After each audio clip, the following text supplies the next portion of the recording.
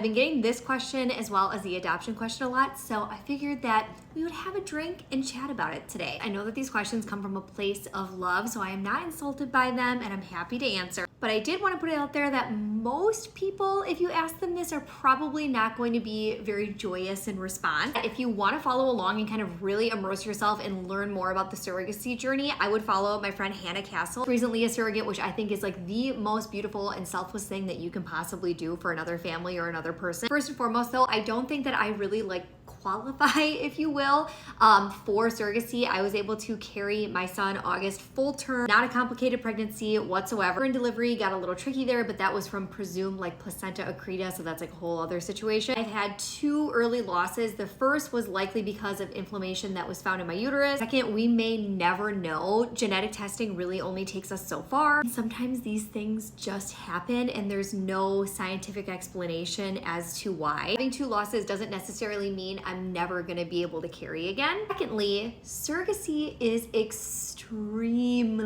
expensive. We could do 4 egg retrievals for the cost of 1 round of surrogacy. Lastly, we do have people in our life who have offered to be a surrogate for us if it came to that. There's a lot of layers and complexities to that as well, including the fact that an IVF pregnancy puts you at a higher risk for things like preterm labor, eclampsia, research coming out now about placental issues related to IVF. Full transparency, I could not live with myself if something happened to any of these women on behalf of me wanting just selfishly to have another child. So that's where my head's at with all of that. I think that surrogacy is so beautiful, again, so incredibly selfless, but it's just something that's not fit for our family.